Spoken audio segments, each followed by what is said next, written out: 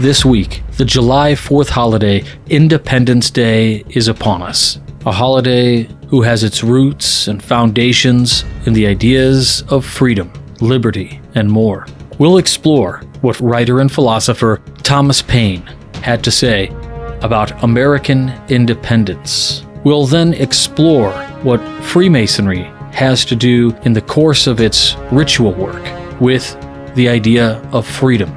We'll talk about the reason for the War of Independence, what we actually get wrong about the American Revolution. Was it about taxes or representation? You'll need to listen to find out. Perhaps it's even deeper. We'll then go into a short review of a text by Rudolf Steiner on the philosophy of freedom before wrapping it up with a few rousing quotes from Thomas Paine. All this and more. Stay tuned. Welcome back to Whence Came You, a Masonic podcast featuring research papers and discussions related to Freemasonry. Here's your host, Brother Robert Johnson. Welcome back. This is episode number 552. I want to thank the supporters of the WCY podcast, our contributors, fellows, producers, and legacy partners, whether you're coming to us through Patreon or PayPal. I want to thank you all for your assistance in bringing this Masonic podcast to the world for anybody who is interested in the royal science. I also would like to thank anybody who has made one-time gift contributions to the show as well, and everyone out there who shares the podcast across their social media channels or with their lodges or what have you. All is appreciated. In the news, I just wanted to mention that I did launch a new product on the store to help support the show. It is a handmade bespoke leather keychain. Now, I know these words get thrown around quite a bit, but what if I told you I'm the one who does it, right? So it's a full grain leather, hand cut, hand punched, hand sewn. I use an indestructible saddle stitching, hand burnished with tokonole gum, and I put a little handy ring on there for whatever you want to put it on. It's all made by yours truly. You can hang it from your backpack, your brief, or you can use it as an actual keychain. One side features a simple square and compasses. The other side can feature your lodge seal or your initials or pretty much whatever you want. It's laser engraved by me also. Then it's gently cleaned of excess carbon from the burning process, and then it's brushed to a gently worn aesthetic. Free initials on the reverse side. Lodge seals can be done as well. Let me know for details. They are only $15. It's a steal for what it is. Again, all handmade, hand cut, everything. I do them. It takes a significant amount of time to put them together, but I'm doing it as a service to try to also raise some funds for the podcast for the future endeavors. And as always, your patronage is appreciated.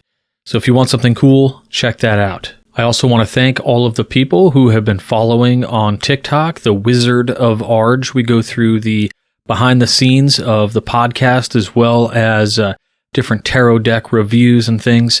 So if that is interesting to you, go to TikTok and you can follow me there. I will say that some of the videos, some of them I will also put on Instagram and also go to Facebook. But for the majority of them, the best place to get it is on TikTok. Speaking of TikTok, I did put out a video recently where I want to do this giveaway, and I'm hoping you guys will get on this. I want to give away the Southern California Research Lodge Fraternal Review 2021 annual issue. In this issue, it is all of the issues that came out in full color. It is a beautiful edition, and it costs like $55 if you order it. I want to give you a shrink-wrapped copy, and all you have to do is go on TikTok, find that video, I'll pin it, and stitch it and let me know your favorite article ever from the Fraternal Review that you read. That's all you got to do. The best reply wins. I will ship it to you totally free, and I will take care of all of the costs to get it to you. I will say I will do this only for U.S. residents only, otherwise the shipping is a little crazy. However, please do that, and so we can get this awesome edition out to you. If you want to purchase this, you can do so. It was available just a few days ago, and it's at an introductory price right now, but it's going to jump up to $55. So you want to check that out, as well as tickets to the South Pasadena Masonicon event, which is happening at the end of July. It's going to be right around the corner. Tickets are available now, and it's going to sell out. Amazing speakers all around. And of course, Kansas Masonicon is also at the end of August. It's busy Masonicon season, so head on over to those websites to get your tickets and check it out. Links to everything will be in the show notes. This podcast is being released on July 3rd, 2022. And as such, it is right there next to the 4th of July, the Independence Day holiday here in the United States of America. So to call this episode a special edition or a special episode may be for those of us here in the United States or abroad who are United States citizens. Now, the podcast itself, this week, I wanted to focus on not so much the idea of the War of Independence, the surface level history, but rather the philosophy behind the ideas of freedom, and perhaps pull the thread a little bit on exactly what the motivation behind the War of Independence had been, and also to objectively speak about the ideas of freedom. So we've got a number of things, as you heard on the top of the program, that we'll explore in order to go through this. But first and foremost, I'd like to read something from the American Yawp Reader, and it's called Thomas Paine Calls for American Independence, 1776. Britons had long understood themselves as the freest people on earth, blessed with a limited monarchy and an enlightened parliament. Paine's pamphlet offered a very different portrayal of the British government. His criticism swept across the North American continent and generated widespread support for American independence. Perhaps the sentiments contained in the following pages are not yet sufficiently fashionable to procure them general favor. A long habit of not thinking a thing wrong gives it a superficial appearance of being right, and raises at first a formidable outcry in defense of custom. But the tumult soon subsides. Time makes more converts than reason, as a long and violent abuse of power is generally the means of calling the right of it in question, and in matters too, which might never have thought of had not the sufferers been aggravated into the inquiry, and, as the King of England hath undertaken in his own right to support the Parliament in what he calls theirs, and as the good people of this country are grievously opposed by the combination, they have an undoubted privilege to inquire into the pretensions of both, and equally to reject the usurpation of either. In the following sheets, the author hath studiously avoided everything which is personal among ourselves. Compliments, as well as censure to individuals, make no part thereof.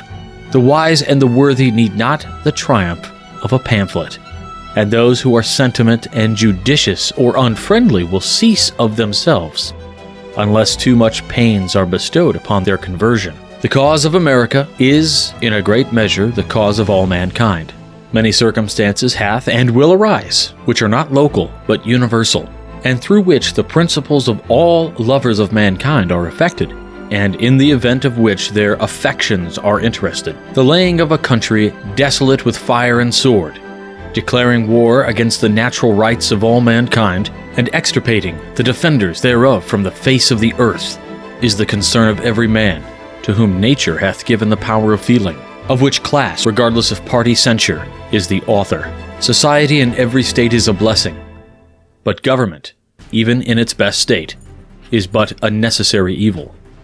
Mankind being originally equals in the order of creation, the equality could only be destroyed by some subsequent circumstance. The distinctions of rich and poor may in a great measure be accounted for, and in that without having recourse to the harsh, ill-sounding names of oppression and avarice. Oppression is often the consequence, but seldom or never the means of riches.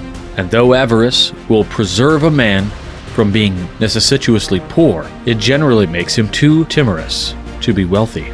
But there is another and great distinction for which no truly natural or religious reason can be assigned, and that is the distinction of men into the kings and subjects. Male and female are the distinctions of nature, good and bad the distinctions of heaven. But how a race of men came into the world, so exalted above the rest, and distinguished like some new species, is worth inquiring into, and whether they are the means of happiness or of misery to mankind. In the early ages of the world, according to the scripture chronology, there were no kings, the consequence of which was there were no wars. It is the pride of kings which throws mankind into confusion. Holland without a king hath enjoyed more peace for the last century than any of the monarchical governments of Europe. Antiquity favors the same remark, but the quiet and rural lives of the first patriarchs have a snappy something in them, which vanishes when we come to the history of Jewish royalty. Government by kings was first introduced into the world by the heathens, from whom the children of Israel copied the custom. It was the most prosperous invention the devil ever set on the foot for the promotion of idolatry. The heathens paid divine honors to their deceased kings, and the Christian world hath improved on the plan by doing the same to their living ones. How impious is the title of sacred majesty applied to a worm who in the midst of his splendor is crumbling into dust. To the evil of monarchy we have added that of hereditary succession, and as the first in a degradation and lessening of ourselves, so the second claimed as a matter of right is an insult and imposition on posterity. For all men being originally equals, no one by birth could have a right to set up his own family in perpetual preference to all others forever. And though himself might deserve some decent degree of honors of his contemporaries, yet his descendants might be far too unworthy to inherit them. One of the strongest natural proofs of the folly of the hereditary right in kings is that nature disapproves it. Otherwise, she would not so frequently turn it into ridicule by giving mankind an ass for a lion. O ye that love mankind, ye that dare oppose, not only the tyranny but the tyrant stand forth. Every spot of the old world is overrun with oppression. Freedom hath been hunted round the globe. Asia and Africa have long expelled her. Europe regards her like a stranger, and England hath given her warning to depart. O receive the fugitive, and prepare in time an asylum for mankind. Thomas Paine, Common Sense. So here you have this excerpt from the book Common Sense by Thomas Paine, which is an outstanding text. Now there is two parts of this that I decided to read, and rather than not address them, I wanted to address them. There may have been two eyebrow-raising parts of this that you may have thought interesting, or perhaps you thought, yikes. To the strangers of Thomas Paine, you may have thought that there was an air of anti-religious sentiment here, and there is. Those who might point out his speaking first of the Jewish royalty, and then a government of kings first set up from the children of Israel.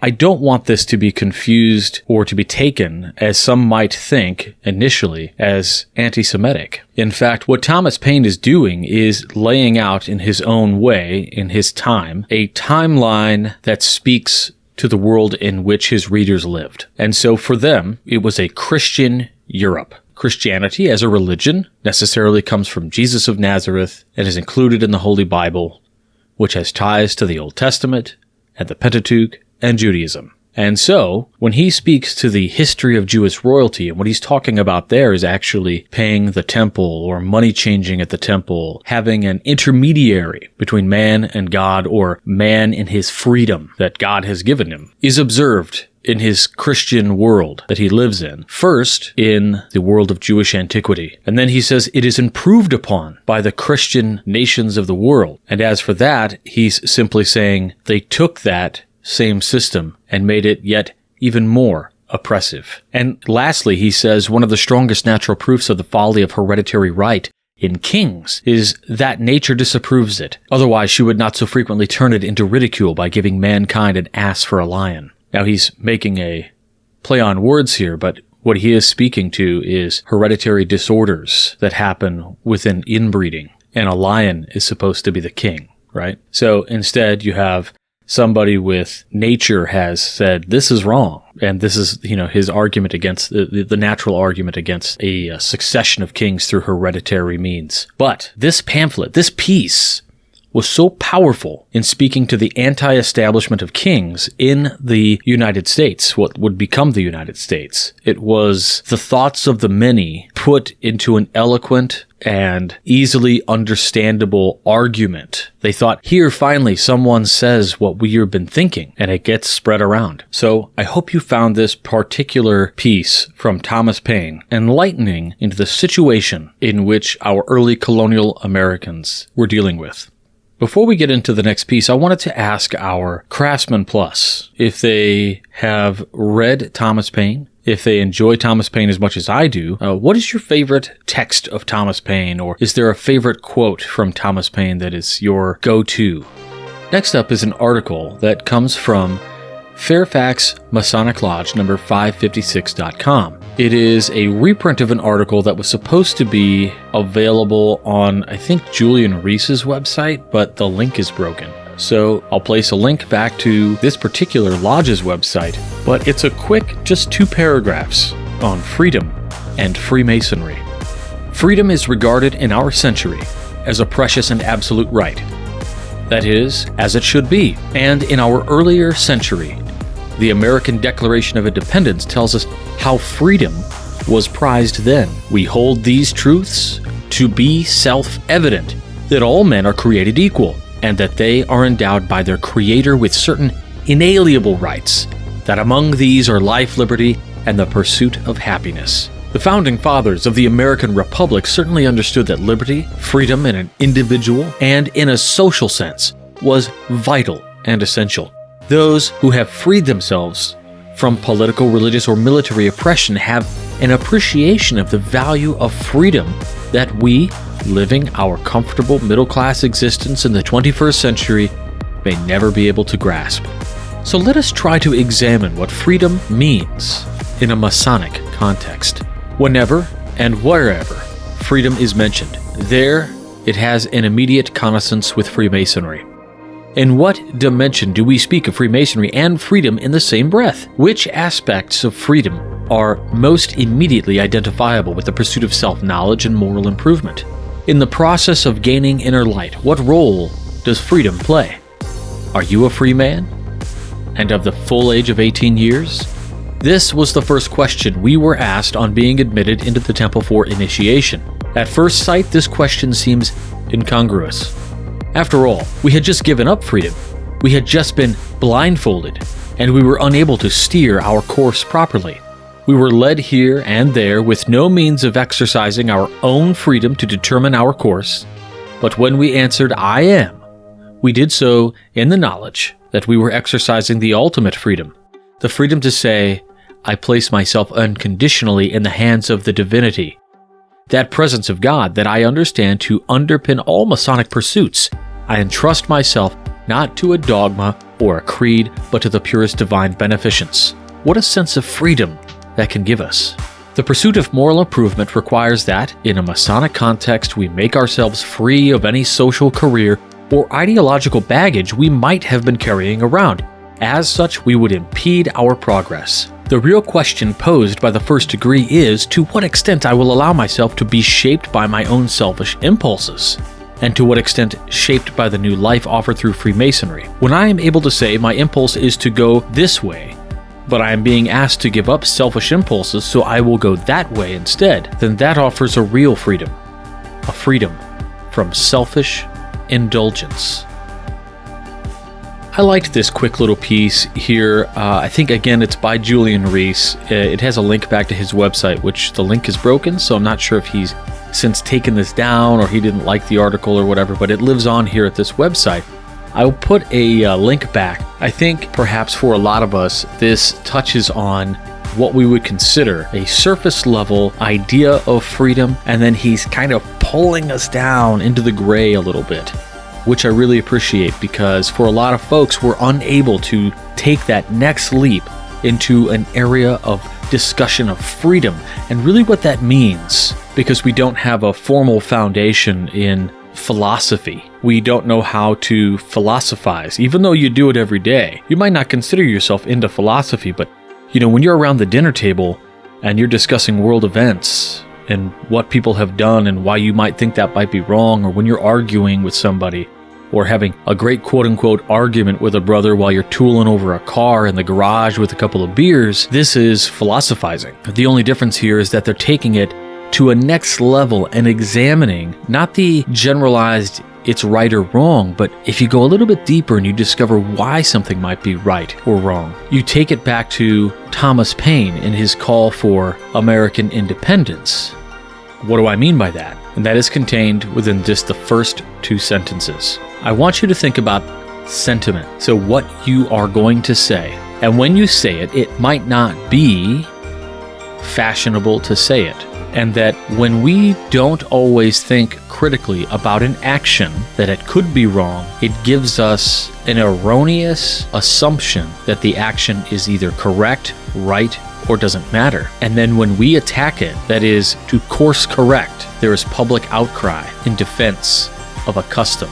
So what Thomas Paine says again is, perhaps the sentiments contained in the following pages are not yet sufficiently fashionable to procure them general favor.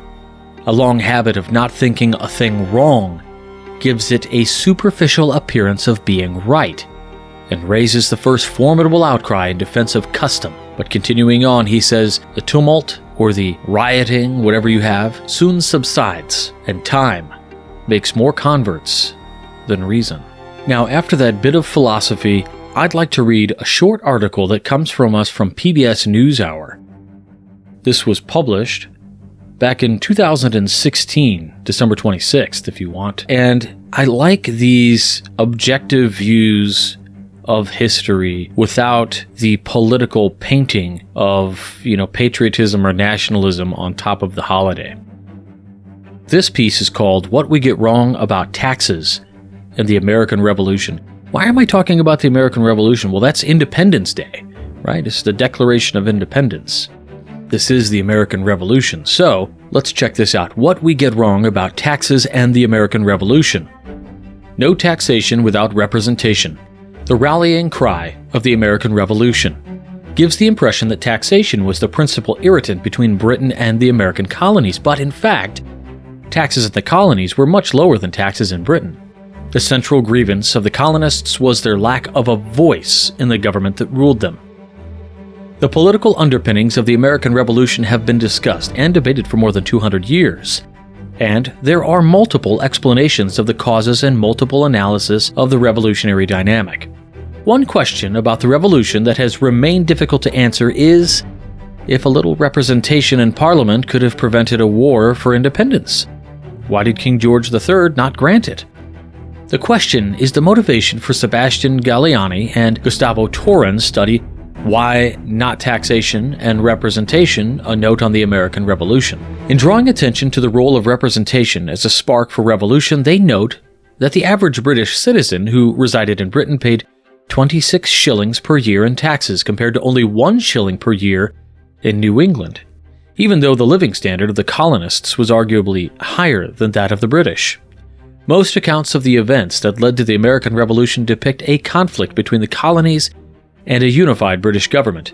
In fact, the researchers argue the reality was subtler. They draw on a variety of historical accounts to describe the tension between two rival British interest groups, the landed gentry and the democratically inclined opposition, and explain the failure to reach a compromise that would have granted representation to the colonies. In particular, they focus on how extending representation would have affected the relative influence of these two groups. The researchers consider events a century before the American Revolution to have set the stage for a domestic tension in Britain at the time of the colonial protests. In 1649, during the English Civil War, a rebellion of parliamentarians overthrew and beheaded King Charles I. Oliver Cromwell, who ruled for most of the subsequent decade, supported expanding representation in government beyond landowners, and his government was sympathetic to grievances like those raised by the American colonies many decades later. However, following Cromwell's death in 1658, royalists returned to power and sought to restore the historical ruling class. When the colonies asked for representation in the middle of the 18th century, the monarchy was still recovering from its dethroning, and the landed gentry, now returned to primary power, still felt vulnerable. The researchers point out that the royalists were contending with factions that sought to bring democracy to Britain. While these opposition groups did not hold significant power, if representatives from the American colonies were invited to join Parliament, they likely would have sympathized with the oppression and expanded their influence. The researchers see this tension as critical to understanding why Britain was so reluctant to enfranchise the colonists. There were proposals to settle the colonial crisis peacefully, most notably by Thomas Pownall and Adam Smith. Smith, for example, proposed a quote-unquote system in which the political representation of Great Britain and America would be proportional to the contribution that each polity was making to the public treasury of the empire, end quote. Such proposals were rejected by the ruling coalition in Britain. Quote, the landed gentry who controlled the incumbent government feared that making concessions to the American colonies would intensify the pressure for democratic reforms, thus jeopardizing their economic and political position, end quote, the researchers find. Ultimately, the opposition of the landed gentry to the demands for representation by the American colonies pushed the colonies to rebellion and independence, but helped to delay the development of the incipient democratic movement in Britain. Jen Diedrich, National Bureau of Economic Research. For PBS NewsHour. So I love this piece because it gives you a much deeper understanding of why. So number one, this is never about taxes. It was about representation. The focus on taxation and the cute memes and things that people in, political parties make, whether Democratic, Republican, Libertarian, Green, whatever, taxes are not the issue and never were. Taxes were very low compared to Great Britain. The issue was that of representation. And Britain didn't want representation because we were a kind of democracy of a sort. And had we been brought to Parliament, we would spread the disease of democracy across Britain before the monarchy was ready for it. Thus, it was not in the best interest to allow this to happen. And so, a revolution happened instead, and here we are. I'll put a link back to this PBS article in the show notes. And before we move on to a quick overview of a philosophical text I find very interesting, I wanted to point out something and likely not understood by most people out there today.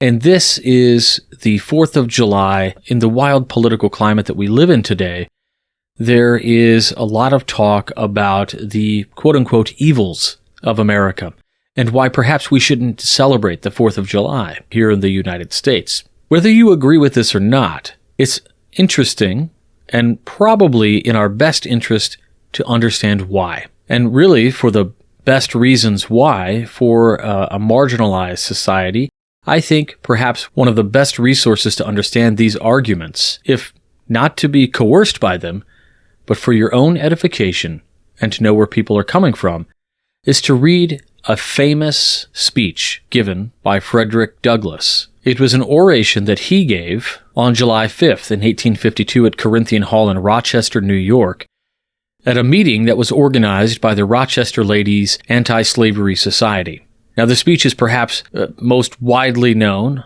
of all the Frederick Douglass writings, aside from his autobiographies. And in this pamphlet, Frederick Douglass talks about the great men that formed the country. And as a foundational document, it called for the equality of all men. And then he talks about the hypocrisy of many of those men because of the issue of slavery in the United States, that the Declaration of Independence was being trampled upon by the very existence of slavery in the United States. And so this is a very powerful speech. I will have a link back to the entire oration for you to dig into on your own time. And I do hope you take advantage and read it, because it's not necessarily something that many people know about, but it is certainly one of Frederick Douglass's greatest achievements and one of his best orations and well known. This speech in general is usually taught in history classes and in some high schools and colleges, but really the parts of the speech that were printed for high school and even colleges are abridged, and they misrepresent Douglass's original thoughts by omitting parts of it and then spinning things through editorial focusing. So check out his original speech, the oration, the 1852 pamphlet. And if you're looking for it and you just want to Google it and you're not looking for a link, The name that has been given to the oration in recent years is not what he titled it, but it's called What to the Slave is the 4th of July. And this is relevant to Freemasonry because of our dedication to the equality of men and justice and the level. So I hope you take advantage of the link and check it out. The next thing I want to get into is a text that was called The Philosophy of Freedom.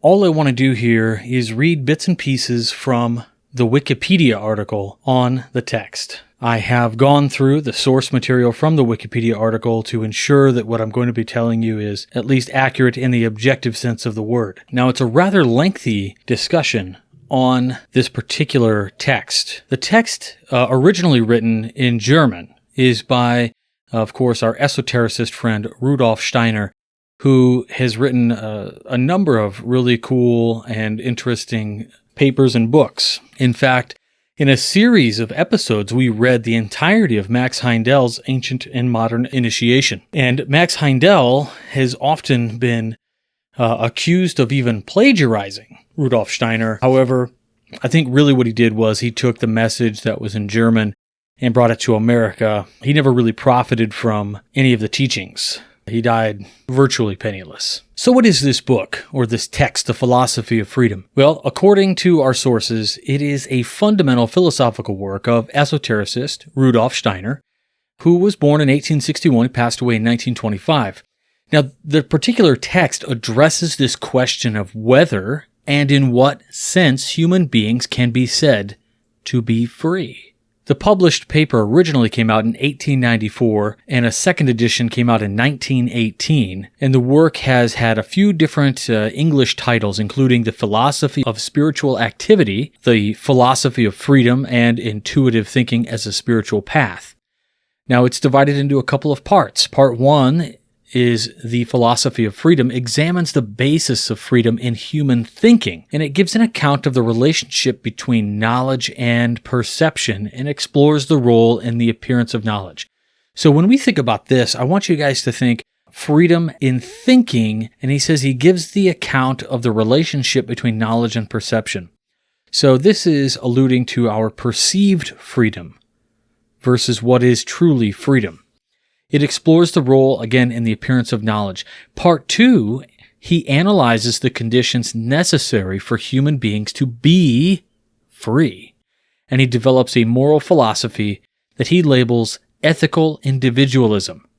And the book's subtitle, Some Results of Introspective Observation Following the Methods of Natural Science, indicates the philosophical approach Steiner intends to take. And that is, of course, through the world of natural sciences. In the text, he goes through what we call the knowledge of freedom, where he explores the human freedoms by accepting, quote-unquote, that an action of which the agent does not know why he performs it cannot be free. And this is really interesting, because if you do something and you don't know why you do it, are you truly free? The book then goes on through several other chapters, and eventually you get to the second part of the book, The Reality of Freedom. And Steiner begins the second part of the book by emphasizing the role of self-awareness in objective thinking. It says here he modifies the usual description of inner and outer experience by pointing out that our feelings, for example, are given to us as naively outer perceptions. Both of these, feelings and perceptions, tell about objects we are interested in, the one about ourselves, the other about the world. Both require the help of thinking to penetrate the reasons that they arise, to comprehend their inner message. With regard to freedom of the will, Steiner observes that a key question is how the will to action arises in the first place. Steiner describes to begin with two sources for human action. On the one hand, the driving forces springing from our natural being, from our instincts, feelings, and thoughts, insofar as these are determined by our character, and on the other hand, various kinds of external motives we may adopt, including the dictates of abstract ethical or moral codes, i.e. the social contract. In this way, both nature and culture bring forces to bear on our will and our soul life. So overcoming these two elements, neither of which is individualized, we can achieve genuinely individualized intuition that speaks to a particular situation at hand. By overcoming the slavish or automatic response to the dictates of both our lower drives and conventional moralities, again, that's like the social contract, and by orchestrating a meeting place of objective and subjective elements of experience, we find the freedom to choose how to think and act. Freedom for Steiner does not consist in acting out everything subjective within us, but in acting out of love, thoughtfully and creatively. In this way, we can love our own actions, which are unique and individual to us rather than stemming from obedience to external moral codes or compulsive physical drives. Both of the latter constitute limitations on freedom. He then gives 4 concepts of freedom, which are love, the ideal part of my being and thinking, obedience to oneself, and non-objective self-determination. And then there is the shortest part of the book, which is only 1 chapter, The Consequence of Monism. It's 9 pages in the original German of the 1894 edition and 10 pages in Michael Wilson's 1964 English translation. It's been through some brief editorial changes. However, the text in itself is a really interesting and thought-provoking essay, essentially in the form of a book about what true freedom is to the individual. And then, of course, once we master this, we can then affect things in our scope of influence, outside the point and to the edge of the circle, if you want to think about that Masonically. And then even further, perhaps, by you influencing others and the overlap of circles, you then expand beyond the point within a circle in a way that is acceptable to the Masonic philosophy. For our Craftsman Plus, let us know what freedom really is for you personally, for your community, and for the world at large. I want to thank the producers, fellows, contributors, and legacy partners of the WCY podcast. If you want to learn more about how you can help support this show, head on over to WCYpodcast.com and click on Support the Show. We have it in our power to begin the world all over again. Freedom with sacrifice. Those who expect to reap the benefits of freedom must, like men, undergo the fatigues of supporting it. Heaven knows how to put a proper price on its goods. And it would be strange indeed if so celestial an article as freedom should not be highly rated. Lay your shoulders to the wheel. Let it be told to the future world that in depth of winter, when nothing but hope and virtue could survive, that the city and the country, alarmed at one common danger, came forth to meet and repel it. I love the man that can smile in trouble, that can gather strength from distress, and grow brave by reflection. 'Tis the business of little minds to shrink, but he whose heart is firm and whose conscience approves his conduct will pursue his principles unto death. These are the times that try men's souls. The summer soldier and the sunshine patriot will in this crisis shrink from the service of their country, but he that stands it now deserves the love and thanks of man and woman. Tyranny, like hell, is not easily conquered, yet we have this consolation with us, that the harder the conflict, the more glorious the triumph. What we obtain too cheaply, we esteem too lightly. It is dearness only that gives everything its value. The American Crisis. Thomas Paine. I hope you all have a meaningful 4th of July celebration. We'll talk to you all next week. Until then, stay on the level. For Whence Came You, I'm Robert Johnson. Take care.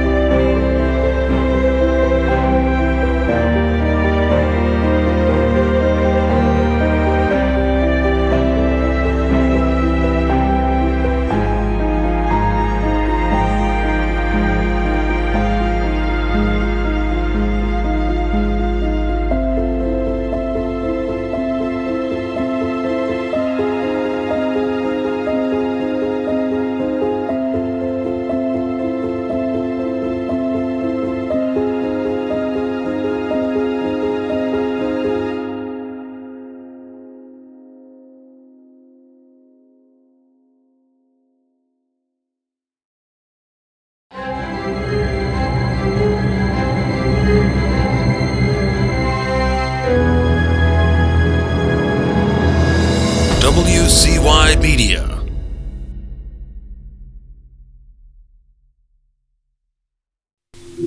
That's it. Because you're